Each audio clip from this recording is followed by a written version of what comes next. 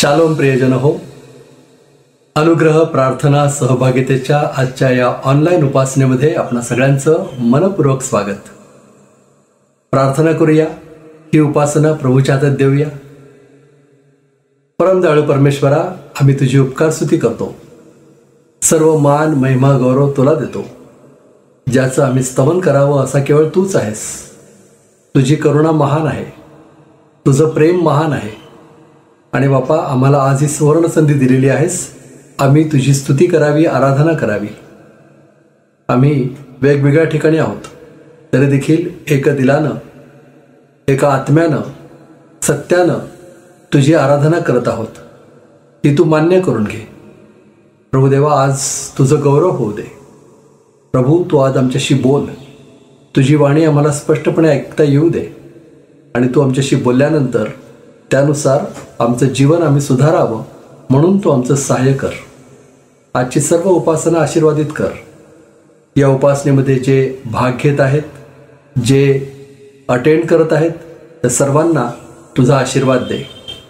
ही प्रार्थना येशू आमचा तरणारा त्याच्या नावानं करतो, म्हणून तू ऐक. आमेन. प्रियजन हो, स्तुतिगीतं गाऊया, प्रभूची उपासना करूया. पुण्याहून उत्कर्षा आणि अभिषेक जाधव स्तुतिगीतांमध्ये आपलं पुढारीपण करतायत. त्यांच्याबरोबर ही सुंदर गाणी आपणही गाऊया.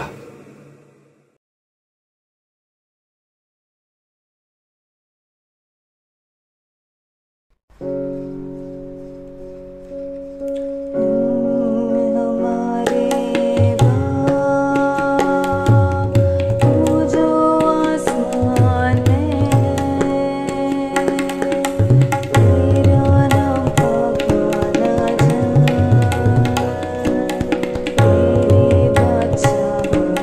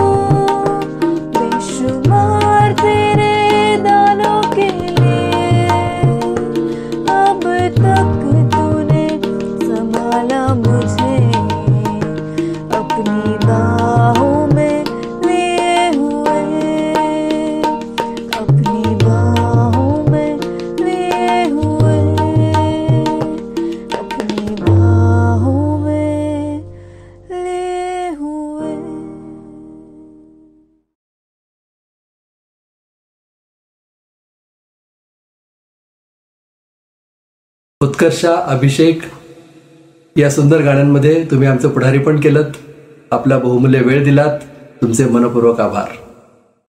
आता वेळ झाली आहे प्रभूचं वचन वाचण्याची. पुण्याहून सिस्टर शैलजा घाटगे प्रभूचं वचन आपल्यासाठी वाचतायत.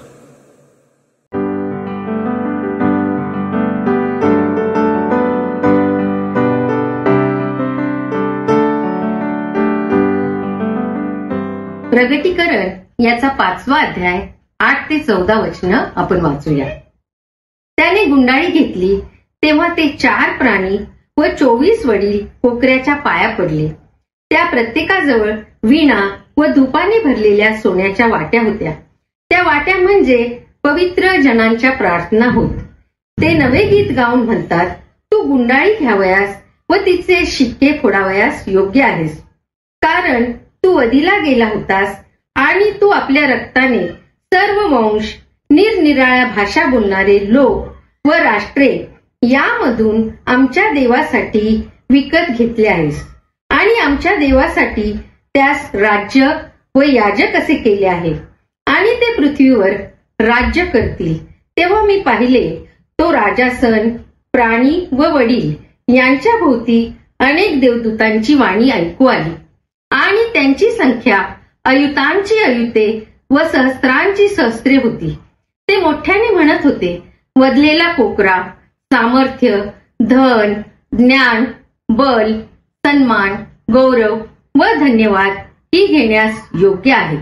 आणि स्वर्गात, पृथ्वीवर, पृथ्वीच्या खाली व समुद्रावर जो प्रत्येक सृष्ट प्राणी आहे तो आणि त्यातील सर्व वस्तुजात यास मी असे म्हणताना ऐकले, राजासनावर बसलेला त्याला व कोकऱ्याला धन्यवाद, सन्मान, गौरव व पराक्रम ही युगानयुग आहे. तेव्हा ते 4 प्राणी म्हणाले, आमेन, आणि वडील मंडळाने पाया पडून नमन केले.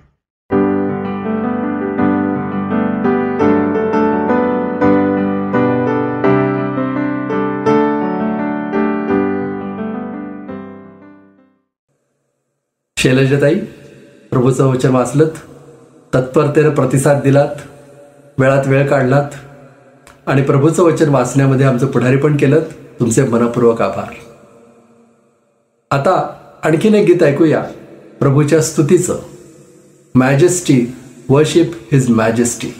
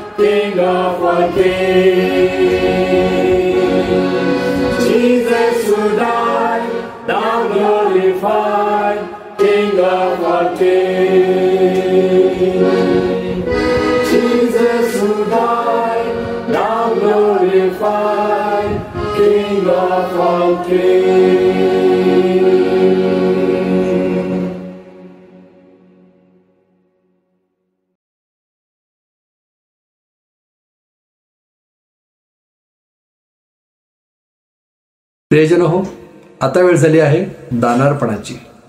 आपण आपलं दान प्रभूच्या चरणी आणूया आणि उपासना संगीतामधून हे सुंदर गीत गाऊया.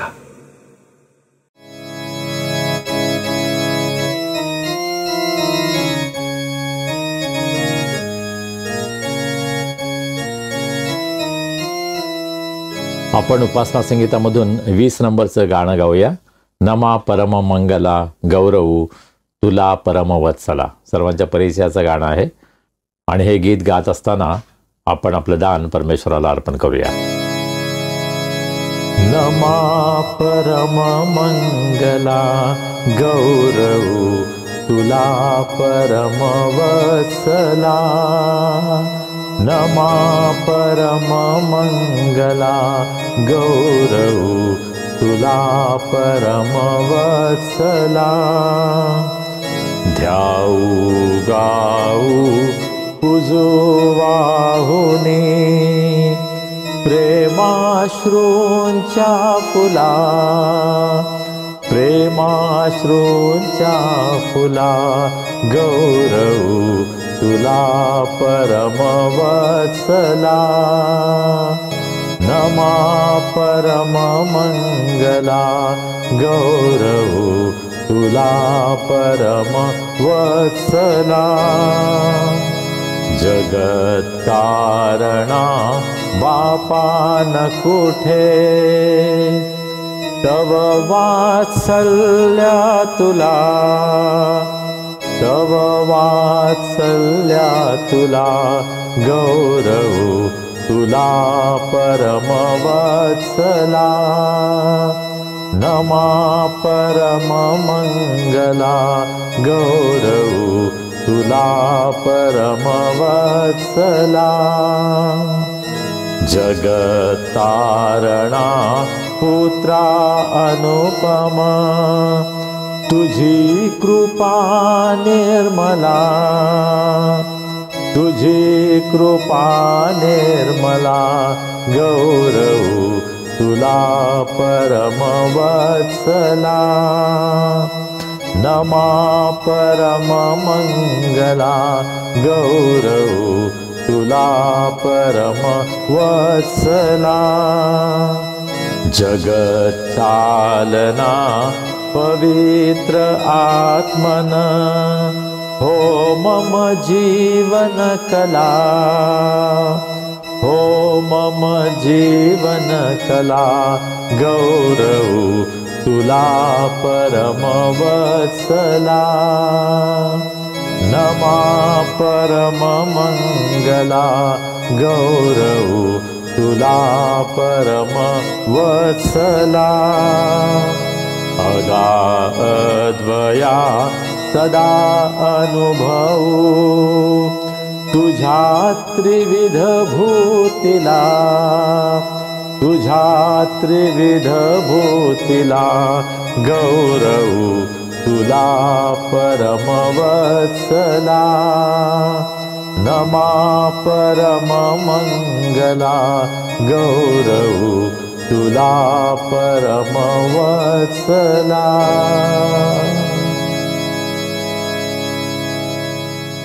आपण आपलं दान परमेश्वराला सोपूया, प्रार्थना करूया. सर्व समर्थ जिवंत प्रभुदेवा, आम्ही तुझे मनापासून उपकार मानतो. आजचा दिवस तू आम्हाला दिलास, तुझ्या पायाजवळ बसून तुझी स्तुती आराधना करण्यासाठी. तू आमचं सहाय्य केलंस, तू आम्हाला सर्व काही पुरवतोस, आमची काळजी घेतोस.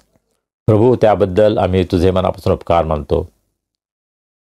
तू आम्हाला जे काही दिलं आहे त्यामधूनच अत्यंत अल्पसं दान आज आम्ही तुझ्या भांडारामध्ये आणलं आहे. प्रभू, या दानाचा तू स्वीकार कर, हे दान आशीर्वादित कर. या दानाचा उपयोग सुवार्ता प्रसारासाठी, मंडळीच्या आध्यात्मिक वाढीसाठी, अनुग्रह प्रेयर फेलोशिपच्या प्रत्येक सभासदाला आध्यात्मिक आशीर्वाद मिळण्यासाठी होऊ दे, अशी आम्ही प्रार्थना करतो. प्रभू, या दानाबरोबरच आम्ही स्वतःला सुद्धा तुझ्या हातामध्ये सोपवतो. तू आमचा ताबा घे आणि आम्हा प्रत्येकांचा उपयोग तुझ्या महान गौरवी सेवेसाठी करून घे. आम्ही सर्वजण तुला धन्यवाद देतो, तुझी स्तुती करतो. आम्ही तुझ्या वचनाकडे वळत असताना आम्ही तुझं सहाय्य मागतो. प्रभू, तुझ्या वचनाचा उलगडा तुझ्या पवित्र आत्म्याच्या द्वारे तू आम्हाला कर. तुझं सत्य आम्हाला प्रगट कर, तुझी इच्छा आम्हाला समजू दे. तुझ्या आज्ञा पाळण्यासाठी आम्हा सर्वांना तुझी कृपा तू पुरव. मान महिमा गौरव आम्ही तुला देतो आणि ही प्रार्थना तारणारा प्रभू येशू ख्रिस्त याच्या नावाने आम्ही करतो, म्हणून तो ऐक.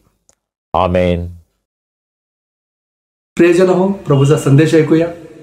प्रभूचा संदेश आपल्यापर्यंत आणतायत आपल्या सगळ्यांचे आवडते देवाचे सेवक रेव्हरंड संजय डेव्हिड गायकवाड.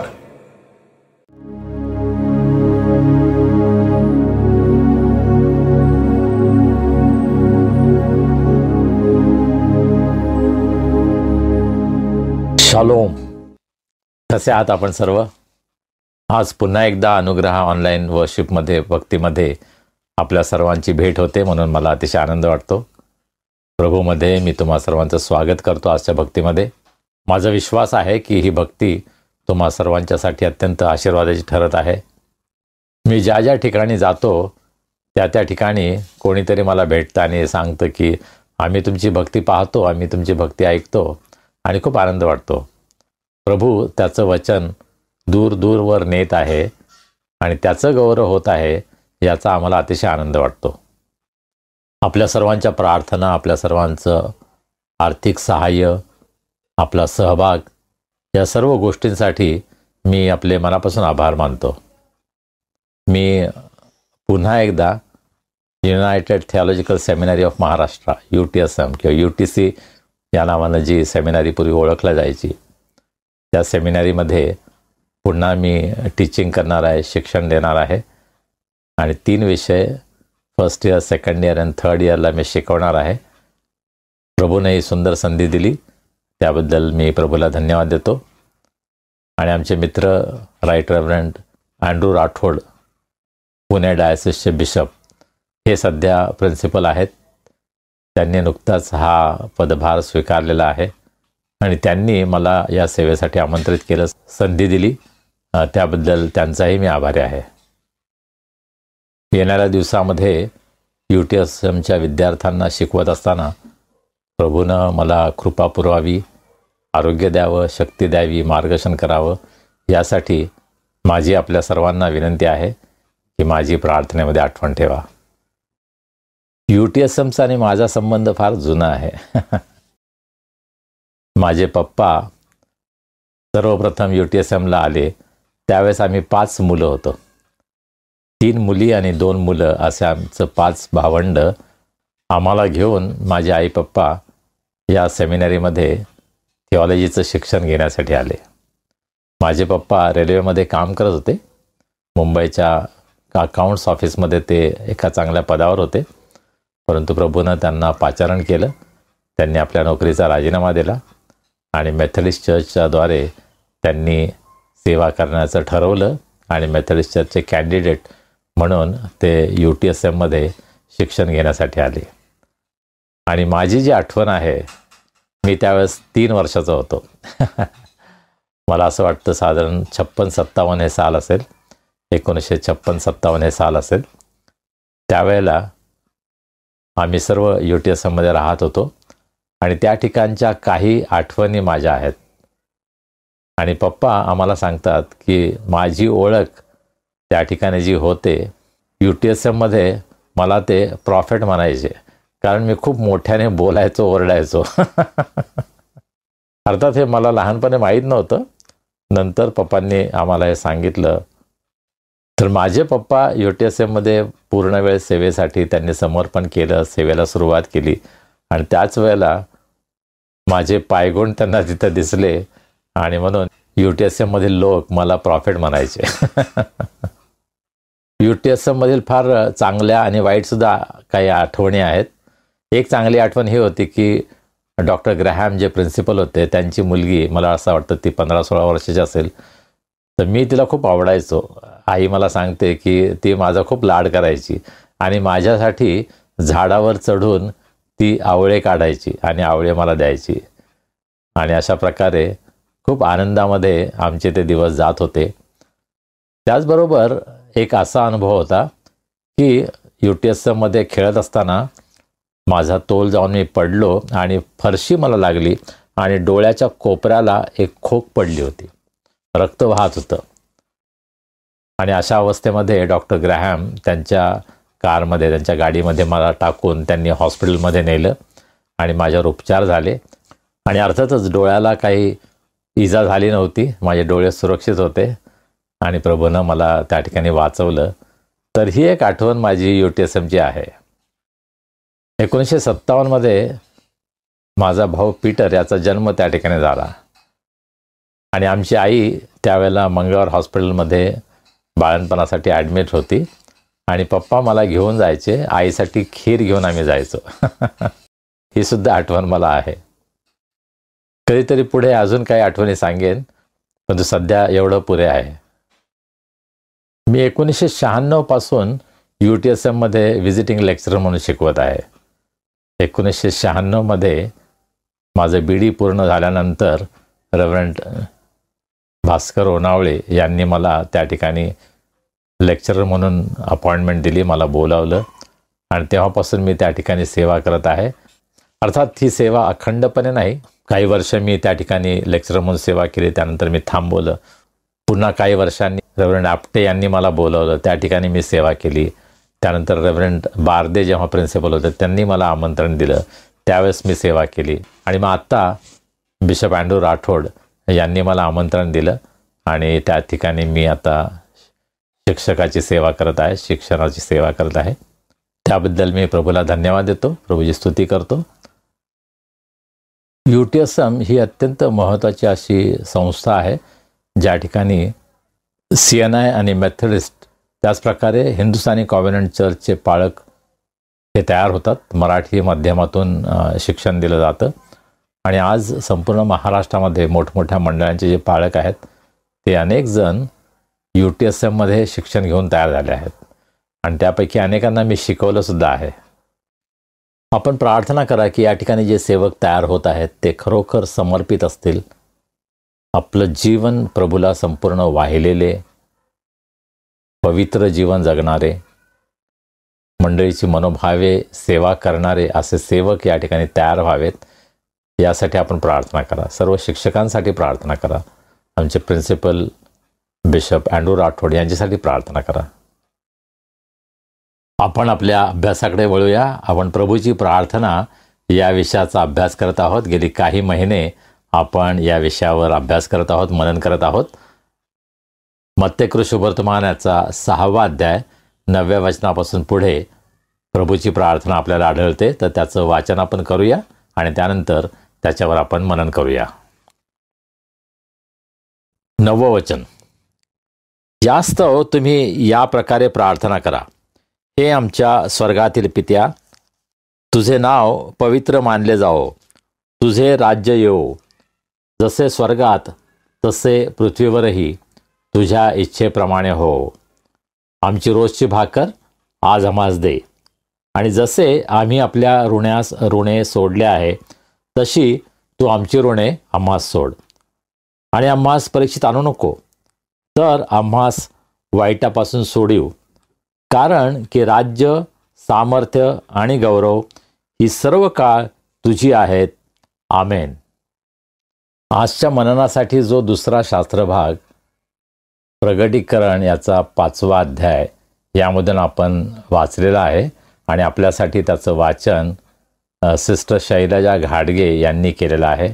आणि मला खूप आनंद वाटतो की संध्याकाळी मी त्यांना विनंती केली आणि उशीर झाला होता ऑलरेडी, पण मी त्यांना सांगितलं शक्य असेल तर आज रात्री किंवा उद्या सकाळी द्या.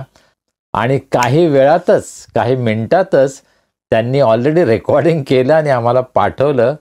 आणि त्यांनी सांगितलं की मी माझा शास्त्र वाचन तुम्हाला पाठवलेलं आहे. मला खूप आश्चर्य वाटलं आणि आनंद वाटला की इतक्या तत्परतेनं त्यांनी हे केलं. काही काही वेळेस आम्हाला लोकांना रिमाइंड करावं लागतं की शास्त्रभाग पाठवला नाही तुम्ही, अजून पाठवा. तर त्याबद्दल मी त्यांचा आभारी आहे. त्याचप्रकारे इंग्रजीमध्ये सिस्टर बीना गायकवाड यांनी सुद्धा, मी त्यांना रात्री सांगितलं आणि सकाळी त्यांनी ताबडतोब केलं आणि ते रेकॉर्डिंग त्यांनी आम्हाला पाठवलं. या दोन्ही बहिणींचा मी मनापासून आभारी आहे. फार सुंदर सहकार्य ते आम्हाला करतात. त्यांचा जो सहभाग आहे त्याबद्दल मी त्यांचे आभार मानतो आणि प्रभूला धन्यवाद देतो. प्रभूची प्रार्थना यावर आपण मनन करत आहोत, अभ्यास करत आहोत आणि आजचा हा शेवटचा अभ्यास आहे. शेवटलं हे वचन आहे ज्याचा अभ्यास आपण करत आहोत आणि येथून पुढे आपण नव्या विषयाला, नवीन पुस्तकाला सुरुवात करत आहोत. माझी आपल्याला विनंती आहे की जर आपली इच्छा असेल की आपण विशिष्ट पुस्तकाचा अभ्यास करावा तर जरूर आपले विचार आम्हाला कळवा आणि प्रभू आम्हाला काय मार्गदर्शन करतो त्याप्रकारे आपण पुढील अभ्यासाला सुरुवात करणार आहोत. पण तू जरूर आम्हाला कळवा की तुमची काय इच्छा आहे, प्रभू तुम्हाला काय सुचवतो की कशाचा अभ्यास आपण करावा. तसं मागच्या वेळेस सिस्टर मालविका आखाडे यांनी मला सूचना केली होती की पाळकसाहेब प्रभूच्या प्रार्थनेवर अभ्यास घ्या. आणि प्रभूनं आम्हाला सहाय्य केलं, मार्गदर्शन केलं आणि त्याप्रकारे आपण प्रभूच्या प्रार्थनेचा अभ्यास सुरू केला. तर हा शेवटला अभ्यास आज आपण करणार आहोत. प्रभूला धन्यवाद असो.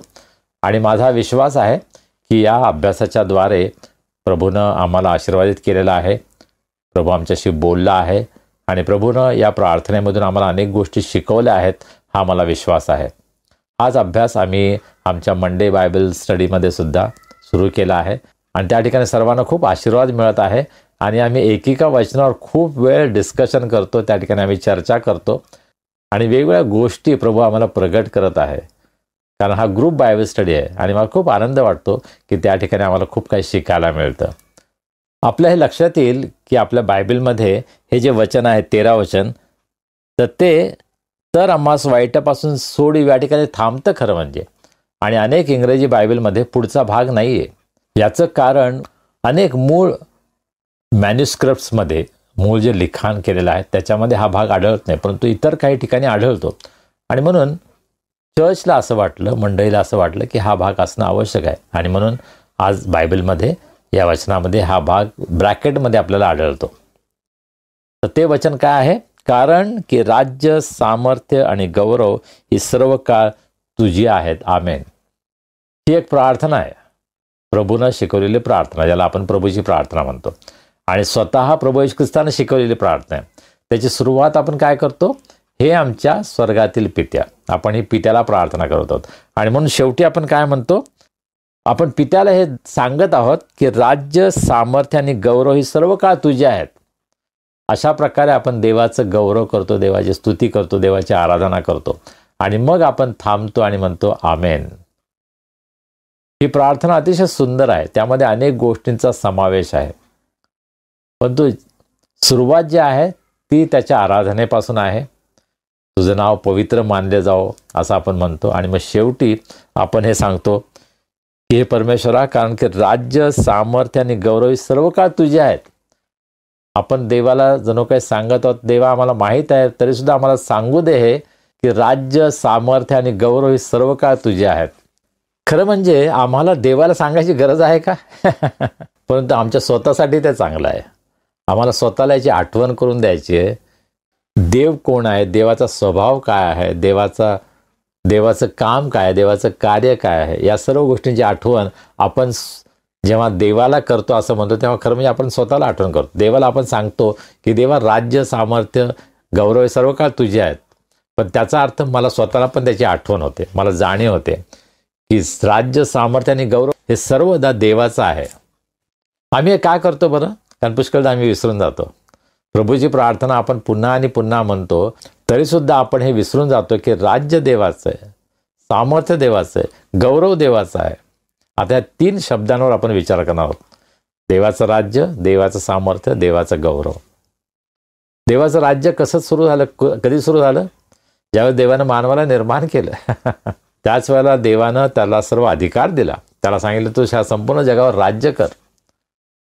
त्याला सर्व काही संधी दिली होती, अधिकार दिला होता. परंतु मानवानं देवाविरुद्ध बंड केला, आज्ञा मोडल्यानंतर आपला सर्व अधिकार तो गमावून बसला. देवाचं राज्य जे पृथ्वीवर देवानं स्थापन केलं होतं, ज्याचा अधिकार देवानं मानवाला दिला होता, तो अधिकारच मानवाने गमावला आणि देवाचं राज्य जणू काय त्या ठिकाणी थांबलं. काय झालं? सैतानाचं राज्य सुरू झालं. कारण सैतान मानवाच्या द्वारे, सृष्टीच्या द्वारे या जगावर राज्य करू लागला. जे राज्य, जे सुंदर विश्व देवानं निर्माण केलं होतं स्वतःच्या गौरवासाठी, काय झालं? ते आता कलंकित झालं होतं, ते आता भ्रष्ट झालं होतं, ते आता शापित झालं होतं. आणि या जगामध्ये सैतानाचं राज्य सुरू झालं. एका मानवाच्या पापाचा परिणाम किती भयंकर झाला की संपूर्ण पृथ्वी भ्रष्ट झाली, संपूर्ण पृथ्वी शापित झाली आणि सैतानाचं राज्य या पृथ्वीवर सुरू झालं. आणि मग देवानं इस्रायल लोकांची निवड केली. इस्रायल लोकांच्या द्वारे देवाचं राज्य कसं असतं हे देवाला जगाला दाखवायचं होतं. देवाने इस्रायल लोकांना निवडलं. हे माझं राष्ट्र आहे, हे माझे लोक आहेत आणि मी कोण आहे, मी काय आहे हे या लोकांच्या द्वारे मला दाखवायचं आहे. फारोला त्याने दाखवलं की देवाचं सामर्थ्य काय असतं, देवाचं राज्य काय असतं, देवाचं गौरव कसं असतं हे दाखवण्याचं कार्य देवाने केलं. आणि फारोचा पराभव झाला, इस्रायल राष्ट्राचा जन्म झाला. त्यानंतर 40 वर्ष अरण्यामध्ये इस्रायल राष्ट्र होते. यहोशुआ त्यांना वचनदत्त देशामध्ये घेऊन गेला. इस्रायल राष्ट्र निर्माण करण्यामध्ये देवाची योजना आणि देवाची इच्छा ही होती की जगाला प्रगट करावं देवाचं राज्य कसं असतं. परंतु इस्रायल लोकसुद्धा अपयश ठरले. त्यांनीही देवाच्या आज्ञा मोडल्या. ते बंदिवासामध्ये गेले आणि अशा प्रकारे देवाची योजना पुन्हा विफल झाली. आणि मग शेवटी देवाने विचार केला की आता मलाच काहीतरी करावं लागेल. त्याने स्वतःच्या पुत्राला प्रभू येशू ख्रिस्ताला या जगात पाठवलं. आणि प्रभू येशू ख्रिस्ताने आपल्या सेवेची जी सुरुवात केली ती काय केली? देवाचं राज्य जवळ आलं आहे, पश्चाताप करा आणि विश्वास ठेवा. देवाच्या राज्याची सुवार्ता सांगायला, गाजवायला त्याने सुरुवात केली. देवाचं राज्य काय असतं हे त्यानं स्वतःच्या जीवनामधून दाखवलं. देवाचं राज्य म्हणजे सत्ता गाजवायची, अधिकार गाजवायचा, दुसऱ्यांवर अत्याचार करायचा, हे देवाचं राज्य नाहीये. परंतु प्रभू येशू ख्रिस्त अतिशय नम्र झाला आणि त्यानं आपल्या जीवनामधून दाखवलं देवाचं राज्य म्हणजे काय. देवाचं राज्य म्हणजे एकमेकांना क्षमा करणं. देवाचं राज्य म्हणजे एकमेकांवर प्रीती करणं. देवाचं राज्य म्हणजे आपल्या शत्रूला सुद्धा क्षमा करणं. हे प्रभू येशू ख्रिस्ताने आपल्या स्वतःच्या जीवनामधून दाखवलं. यहुद्यांनी आणि त्या काळातील सर्वांनी प्रभू येशू ख्रिस्ताला त्यावेळेस नाकारलं.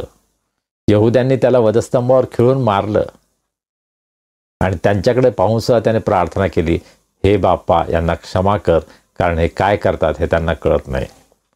प्रभू येशू ख्रिस्ताने आपल्या जीवनाद्वारे देवाचं राज्य काय आहे हे त्यांना दाखवलं, परंतु त्याचा स्वीकार ते करू शकले नाही. देवाचं राज्य त्यांनी जणू काय धुडकावून लावलं. परंतु आपल्या शिष्यांना, ज्यांना प्रभू येशू ख्रिस्ताने निवडलं होतं, त्यांच्याद्वारे देवाचं राज्य या पृथ्वीवर प्रस्थापित झालं. पेत्राला प्रभू येशू ख्रिस्त म्हटला, या खडकावर मी माझी मंडळी उभी करेन. पेत्राने जो काही विश्वास प्रगट केला त्या विश्वासावर ख्रिस्ती मंडळी उभी राहिली. येशू हा देवाचा पुत्र ख्रिस्त आहे, हा विश्वास, त्या विश्वासावर ख्रिस्ताची मंडळी आज उभी आहे.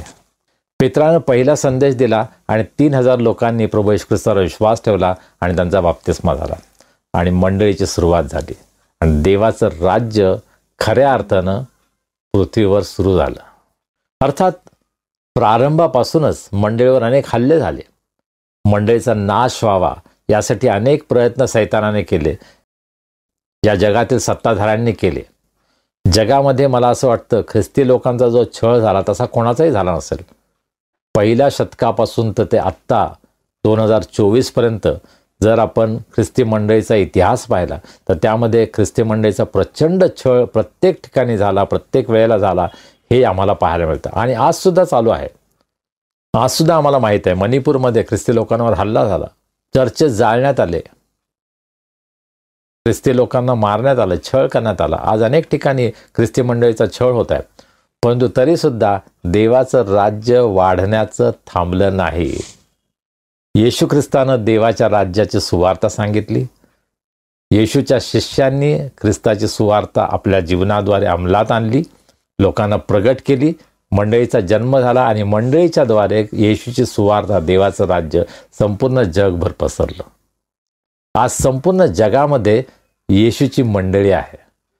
ख्रिस्ताचं राज्य आज संपूर्ण जगभर पसरलेलं आहे. सैतानानं मंडळीचा नाश करण्याचा प्रयत्न पहिल्यापासून केला, परंतु त्यामध्ये तो अयशस्वी ठरला. आणि म्हणून जेव्हा आपण प्रार्थना करतो, कारण की राज्य, सामर्थ्य आणि गौरव ही सर्व काळ तुझे आहेत, आपण जणू काही हे जाहीर करत आहोत. आपण देवाला सांगत आहोत की देवा, आम्हाला माहीत आहे की राज्य, सामर्थ्य आणि गौरव ही सर्व काळ तुझीच आहेत, त्यामध्ये अपयश येणार नाही. देवा, तू नक्कीच यशस्वी होणार आहेस. अर्थात आपण जर आज जगातील परिस्थिती पाहिली तर देवाचं राज्य आहे का? नाही. जरी मंडळीच्या द्वारे देवाचं राज्य संपूर्ण जगात वाढत आहे तरीसुद्धा आज जगामध्ये सैतानाचं साम्राज्य आहे. आणि म्हणून जगामध्ये आपण पाहतो की सर्व प्रकारच्या भयंकर गोष्टी घडत आहेत, अत्याचार घडत आहेत, अन्याय घडत आहे, अनेक लोक आज उपाशी आहेत. हे सर्व कशामुळे आहे? कारण आज या जगामध्ये सैतानाचं राज्य आहे. सैतान या जगाचा सध्या अधिपती आहे. एक दिवस येणार आहे की त्याला हे राज्य गमवावं लागणार आहे. आणि प्रगटीकरणाच्या पुस्तकामध्ये आम्हाला ते चित्र दिसतं की ज्या ठिकाणी देवाचं राज्य कसं येणार आहे. देवाचं राज्य, देवाचं सामर्थ्य, देवाचं गौरव ही सर्व काळ टिकणारी गोष्ट आहे, ही तात्पुरती गोष्ट नाही. प्रगटीकरणाच्या 5व्या अध्यायामधून जो शास्त्राभाग आपण पाहिला त्या ठिकाणी प्रभू येशू ख्रिस्ताचं गौरवी पुनरुत्थित चित्र आम्हाला दिसतं. त्या ठिकाणी आपण काय पाहतो? वचन 8, त्याने म्हणजे प्रभू येशू ख्रिस्तानं गुंडाळी घेतली तेव्हा ते 4 प्राणी व 24 वडील कोकऱ्याच्या पाया पडले. त्या प्रत्येकाजवळ वीणा, धुपाने भरलेल्या सोन्याच्या वाट्या होत्या. त्या वाट्या म्हणजे पवित्र जनांच्या प्रार्थना होत. अशा प्रकारे प्रभू येशू ख्रिस्तानं आपल्या हातामध्ये ही गुंडाळी घेतली आहे. आणि हे पवित्र जन काय गात आहेत? ते नवे गीत गाऊन म्हणतात, तू गुंडाळी घ्यावयास व तिचे शिक्के फोडाव्यास योग्य आहेस, कारण तू वधला गेला होतास आणि तू आपल्या रक्ताने सर्व वंश, निरनिराळ्या भाषा बोलणारे लोक व राष्ट्रे यामधून आमच्या देवासाठी विकत घेतले आहेत. आणि आमच्या देवासाठी त्यास राज्य व याजक असे केले आहे आणि ते पृथ्वीवर राज्य करतील. होय, कदाचित आज आपण भौतिकदृष्ट्या या पृथ्वीवर राज्य करत नाही, परंतु एक दिवस येणार आहे की विश्वासणारे या पृथ्वीवर राज्य करणार आहेत. ख्रिस्ताबरोबर राज्य करण्यासाठी ख्रिस्त तुम्हाला आणि मला, आम्हा सर्वांना तयार करत आहे. ते पृथ्वीवर राज्य करतील. ख्रिस्ताचं राज्य हे सर्व काळ टिकणारं राज्य आहे. ते कधीही नष्ट होणार नाही. आणि त्या सर्व काळच्या राज्यासाठी परमेश्वर आम्हाला तयार करत आहे. ते पृथ्वीवर राज्य करतील. प्रगटीकरणाच्या पुस्तकामध्ये भविष्य काळामध्ये काय घडणार आहे याचं चित्र आम्हाला दिसतं. वचन 11, तेव्हा मी पाहिले तो राजासन, प्राणी व वडील यांच्या भोवती अनेक देवदूतांची वाणी ऐकू आली आणि त्यांची संख्या आयुतांची आयुते व सहस्त्रांची सहस्त्रे होते. ते मोठ्याने म्हणत होते, वधलेला कोकरा सामर्थ्य, धन, ज्ञान, बल, सन्मान, गौरव व धन्यवाद ही घेण्यास योग्य आहे. वचन 13, आणि स्वर्गात, पृथ्वीवर, पृथ्वीच्या खाली व समुद्रावर जो प्रत्येक सृष्ट प्राणी आहे तो आणि त्यातील सर्व वस्तू जात यास मी असे म्हणताना ऐकले, राजासनावर बसलेला ह्याला व कोकऱ्याला धन्यवाद, सन्मान, गौरव व पराक्रम ही युगानयुग आहेत. तेव्हा ते 4 प्राणी म्हणाले, आमेन, आणि वडील मंडळाने पाया पडून नमन केले. प्रगटीकरणामध्ये अंतिम काळ कसा असेल, या पृथ्वीचा शेवट कसा होणार आहे त्याचं चित्र आपल्याला पाहायला मिळतं. आणि हे अत्यंत गौरवी अद्भुत चित्र प्रगटीकरणाच्या पुस्तकामध्ये प्रेषित योहान आम्हाला दाखवत आहे. हजारो देवदूत, लाखो देवदूत काय म्हणतात? वधलेला कोकरा म्हणजे येशू ख्रिस्त याला सामर्थ्य, धन, ज्ञान, बल, सन्मान, गौरव व धन्यवाद ही घेण्यास योग्य आहे. वधलेला कोकरा सामर्थ्य, गौरव घेण्यास योग्य आहे.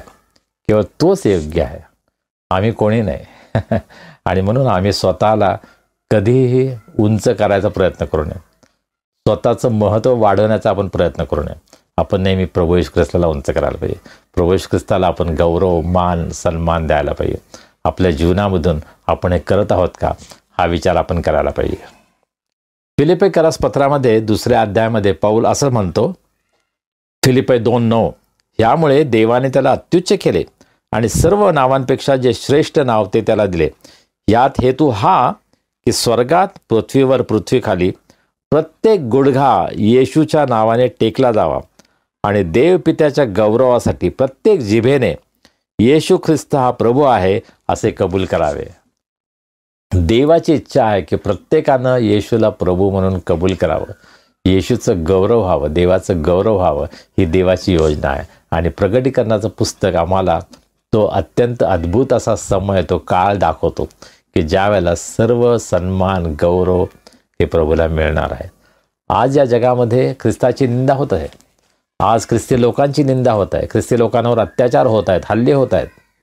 आजच मी वाचत होतो कर्नाटकातल्या एका खेड्यामध्ये 6 मोजकी ख्रिस्ती कुटुंब आहेत, परंतु त्या ठिकाणचे अनेक लोक, सरपंच आणि इतर जे ग्रामपंचायतीचे लोक आहेत ते ख्रिस्ती लोकांवर अत्याचार करत आहेत, त्यांना धमकावत आहेत, त्यांना वेगळ्या प्रकारे त्रास देत आहेत.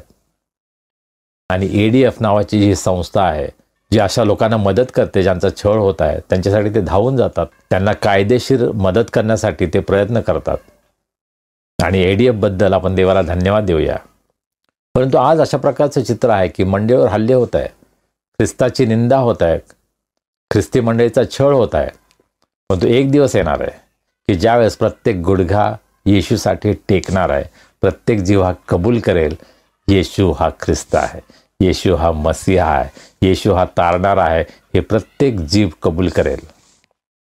आणि त्यावेळेस सर्वजण काय म्हणतील? गौरव, सन्मान, सामर्थ्य देवाला असो. प्रगटीकरणाच्या पुस्तकामध्ये प्रेषित योहान आम्हाला हेच सांगतो, गौरव, सामर्थ्य, धन्यवाद हे सर्व काळ युगानयुग परमेश्वराला आहे, येशू ख्रिस्ताला आहे. आणि म्हणून जेव्हा आपण प्रार्थना करतो, ज्यावेळेस आपण स्तुती करतो, त्यावेळेस आपण काय करत असतो? आपण देवाला गौरव देत असतो. आपण स्वतःचं कौतुक नाही करत, आपण स्वतःचं गौरव नाही करत. माझ्या गाण्याद्वारे, माझ्या संदेशाच्याद्वारे, माझ्या सेवेच्याद्वारे जर माझं गौरव होत असेल तर काहीतरी चुकत आहे. माझं गौरव व्हायला नको, देवाला गौरव मिळाला पाहिजे. सर्व गौरव ख्रिस्ताला मिळायला पाहिजे आणि ते युगानयुग मिळायला पाहिजे. देवाची ही योजना आहे, येशूला सर्व काळ गौरव मिळणार आहे.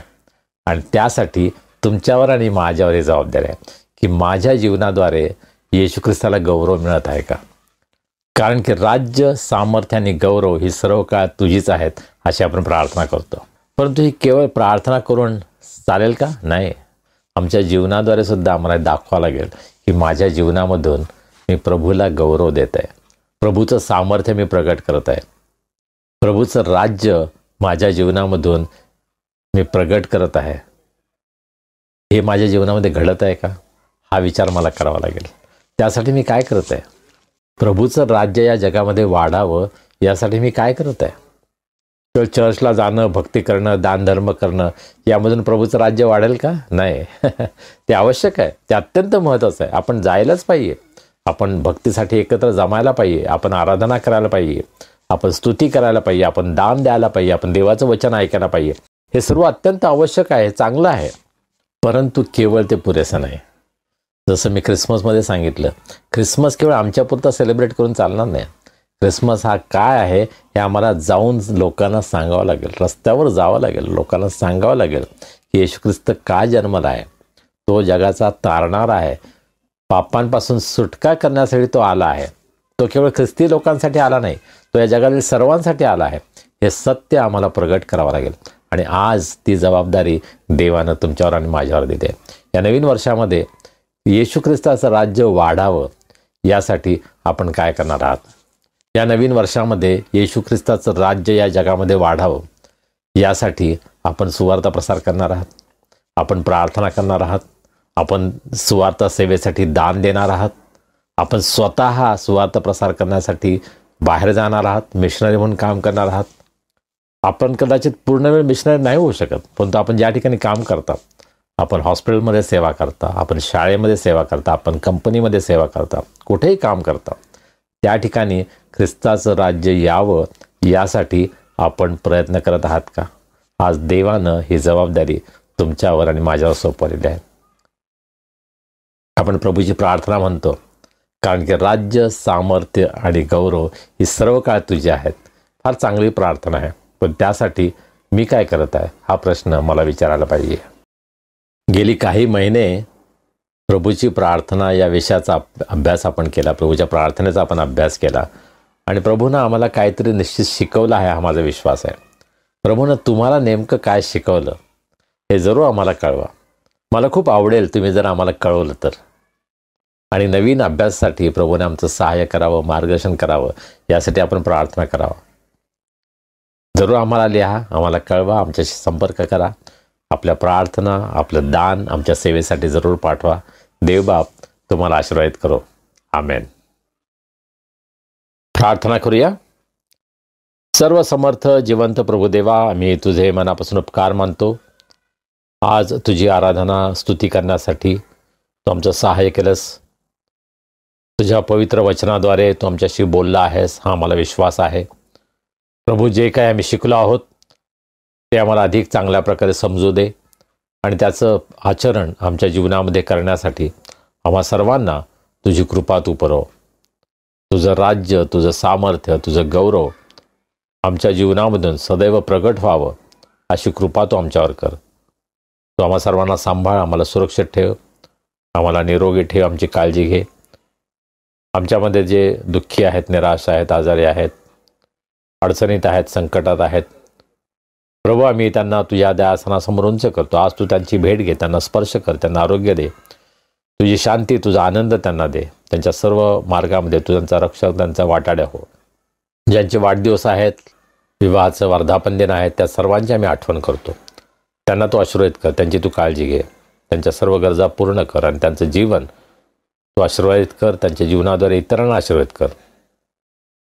येणाऱ्या आठवड्यामध्ये तू आमच्याबरोबर राहा, आम्हाला सांभाळ, आम्हाला सुरक्षित ठेव, निरोगी ठेव आणि तुझी स्तुती आराधना करण्यासाठी आम्हा सर्वांना पुन्हा एकदा तू एकत्र आण. प्रभू आम्ही सर्वजण स्वतःला तुझ्या हातामध्ये सोपवतो. मान, महिमा, गौरव आम्ही तुला देतो आणि प्रार्थना तारणारा प्रभू येशू ख्रिस्त याच्या नावाने आम्ही करतो म्हणून तो ऐक. आमेन. प्रभूनं शिकवलेली प्रार्थना करूया.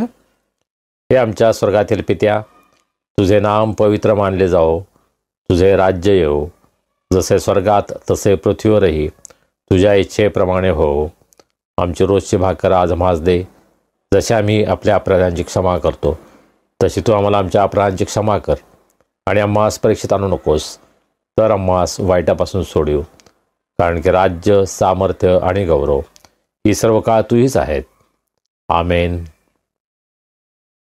आणि आता देव बापाची प्रीती, प्रभू येशू ख्रिस्ताची कृपा, पवित्र आत्म्याची सहभागिता, शांती, आनंद आणि आरोग्य आम्हा सर्वांसह, आमच्या कुटुंबाबरोबर, देवाच्या सर्व लोकांबरोबर आता आणि सदा सर्व काळ असो. आमेन.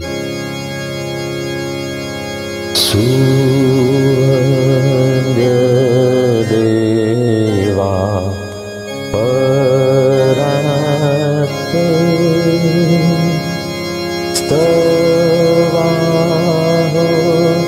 त्याला खालेवा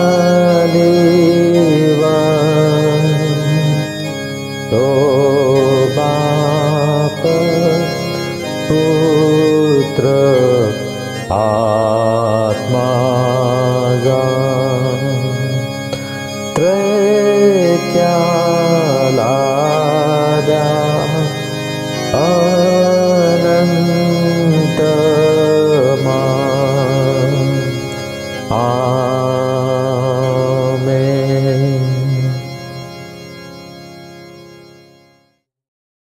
प्रियजन हो, आजची उपासना आवडली? उपासनेमधून आशीर्वाद मिळाला? प्रभू तुमच्याशी बोलला? मग हा अनुभव इतरांना येऊ द्या. तुमच्या मित्रमंडळींना, नातेवाईकांना उपासनेची लिंक पाठवा आणि आपले अभिप्राय आम्हाला पाठवा. आता भेटूया पुढील रविवारी. तोपर्यंत शालोम.